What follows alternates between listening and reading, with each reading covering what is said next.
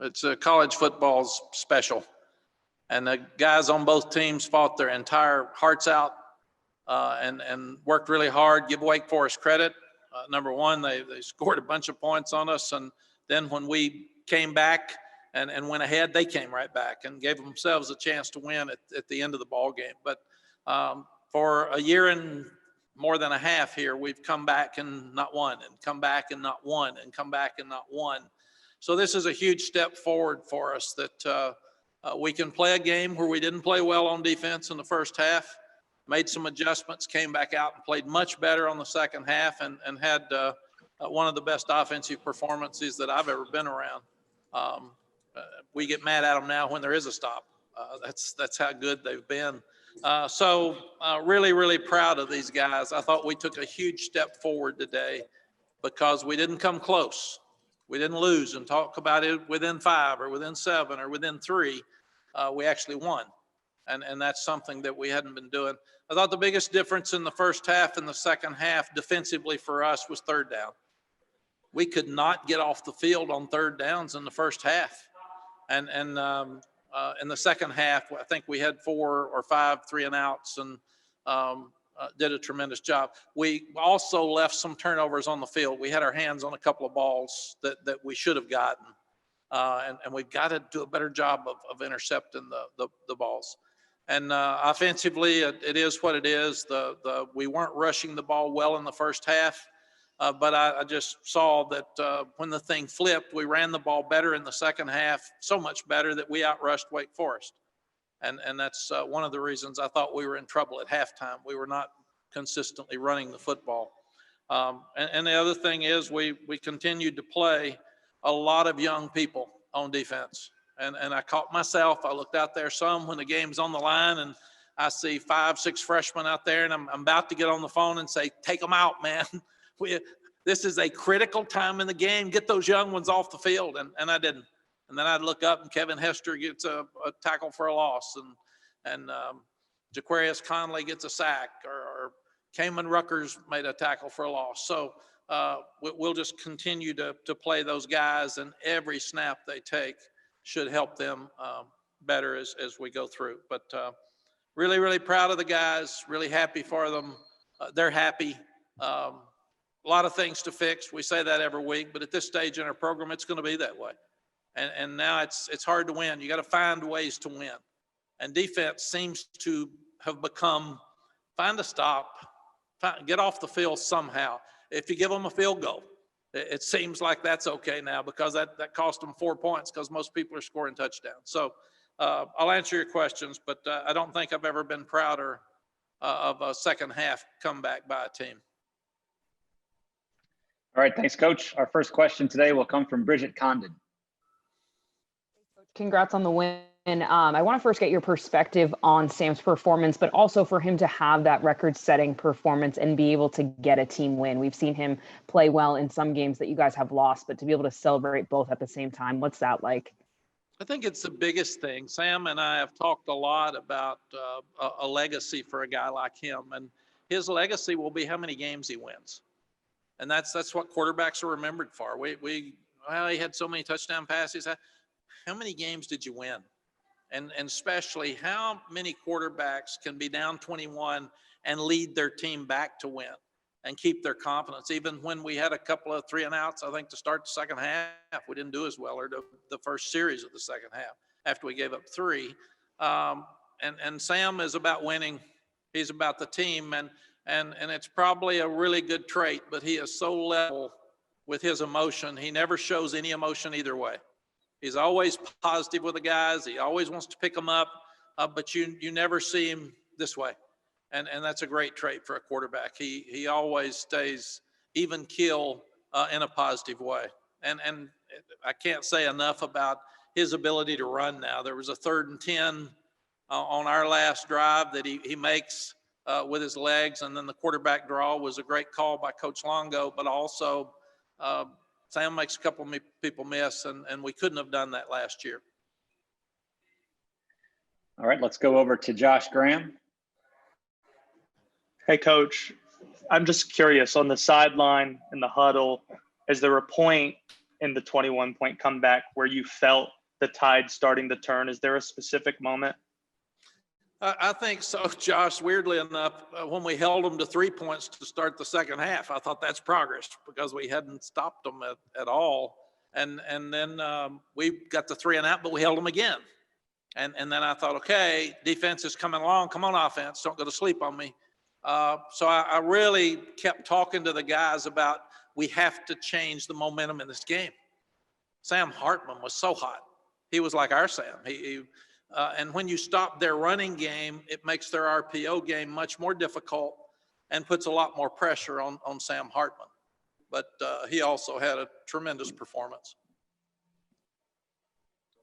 But I thought that was probably early third quarter, Josh, is when I felt it turning. All right, our next question will come from Alyssa Ray. Hey, Coach, when offenses are scoring as fast as they have been, what does that do for the defense as far as taking a toll on them physically? And what did you think of their second half effort? It's a great question, Alyssa. I thought their second half effort was really good, so much better than the first half. And we did that against them last year. I don't know if it's the Wake Forest offense. It takes a while to get used to that delayed run action that they have with their RPOs because it's really difficult. But I think a huge difference is the fact that we're playing so many more people. So today, I just looked a few minutes ago. We had the ball 83 plays. They had it 91. Last year, Strobridge and Crawford would have had to play all 91. And it'll be interesting to see the differential in the number of plays that each one played today. And we had the ball 31 minutes and 12 seconds compared to their 28-44. So that's a lot. The games are getting long. We're seeing some 3:45 and 4:15 games. So you've really got to play a lot of people, and we're forcing that now on our defense. And we got to remember, Brian Anderson didn't play today. Don Chapman was still limited, but Brian Anderson's one of our best players, our leader. He makes every call. So Kieran Johnson, we call him Q. He did a fabulous job today. Never started a game, and we mostly plays guard, and we threw him in there at center. And it'll be interesting to see how he did. But I didn't notice anything that didn't work on our offense, and the snaps were all good. So good for him. Thanks, Coach. Thank you. Our next question comes from Brendan Marks. Hey, Matt, congratulations on the win. I hope you can hear me. Thank you, Brendan. I can. Yeah. You mentioned that you have had that conversation with Sam about his legacy, and ultimately, a quarterback is going to be judged on how many games they win. What do you think Sam makes of his legacy right now, and how does this single performance change that as it currently stands? You would have to ask Sam, and I'm sure you're going to talk to him today, but I would think that he is as proud as he's ever been of a comeback. He will not care about his numbers. He will not care about the touchdowns. When we run the ball and he throws it 22 times, his personality never changes as long as we're winning. That's all he wants. So, and he never, ever second guesses a call from Coach Longo. He never shows frustration on the field, which he could some. And I think that's really helped our team grow up because and none of them have a loud personality, especially on offense. They just all kind of do what Sam does. So you never know whether they're ready to play or not. But I think Sam would tell you, I want everything about me to be winning. And that's all I want. I don't care about anything else. He's never mentioned national awards. He's never mentioned us pushing him more. Brendan, he's only been about winning. Thank you. Thank you. Okay, let's go over to Ross Martin.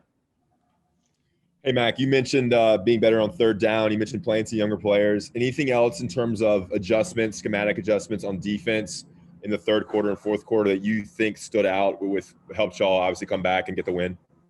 Ross, we struggled some with coverage, and I'm not sure. 2 or 3 times we just left guys wide open, and we've got to go back and try to figure out what the miscommunication was. I was talking to Coach Bateman. He'll talk to you Monday about it.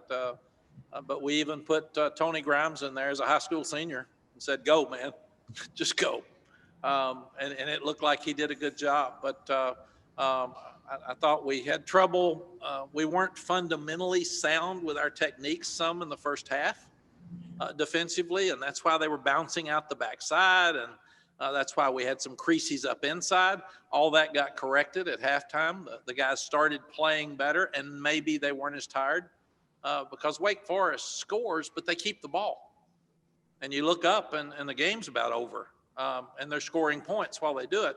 But we can't. We've had a lot of changes in our secondary, and we've played so many people back there, and we're really inexperienced. But that's inexcusable. We can't have wide open people. Yeah, thank you. Thank you. All right. Next question comes from Greg Barnes. Matt, kind of along those same lines, but this is the third time in 5 weeks the team has fallen behind by at least 21 points. I know the defense has struggled in the first half in a lot of those games. What's the key to getting out to a better start when you don't have to play near perfect in the second half? I don't really know, Greg. It is not part of our game plan. I can promise you that. We don't go say stink the first half and get behind. And we've actually shown them the progression of the Florida State game and the plays that got us behind and how we got behind. We showed them the Virginia game, the things that we gave up that didn't give us a chance to win.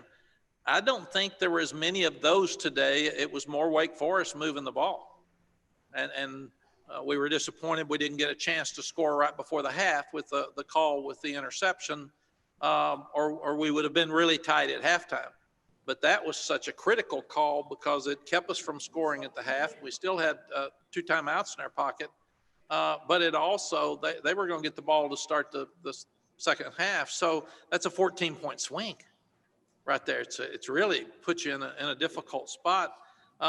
But I would say that we've gone from winning 3 to winning 2 to winning 7 to being 6-3. And now we're at a great place because we can gripe about why we're behind some. So we're making progress. And I think that's good. I think probably we're not ready to play as good as we can every week. And that's the other thing. Today, at least, after we had an outstanding performance against Duke, we were able to win, and that's progress. But we've been this way, and we've talked about it every week. We talked about it as a team. One of the adjustments we've made is trying to play more people, and I think that helps us. But this will be a great video for us because it'll be a chance to show each player what you did well, but also this is why we got in trouble. And you can't do this. This is why we practice this, and we're still going through that transition period. But I'll also say that I got to give these kids credit that they played 4 rival teams in 4 straight weeks for the first time in school history, and they beat the 3 in-state rivals, and that's a huge accomplishment at this school and in this league. I also have to say that these guys they came back on July 15th. And then they started practice August 6th. And then we had the grind with the games delayed. And then we play Syracuse. Then we have 3 weeks off where we practice to get ready to go to Boston College. And then 7 weeks in a row. So this has been a tremendous grind. And it's such a credit to John Swofford, the presidents and chancellors and athletics directors in the ACC, that they figured out how these young guys could play and play safe. And they let us start when they did, because some leagues now are having problems figuring out, how do I cancel it, postpone a game, or do I have to cancel it, or are they still going to be able to have a full season? And a lot of people didn't think we would have 8 games. And very honestly, if the other team had been okay, we would have already had 9 games by now. So I think it's really amazing to see what these young people have done across the country to give us all some joy. And I think it's amazing what coaches have done. Coaches have managed this stuff unbelievably well, and I'm so proud of our coaches and our players.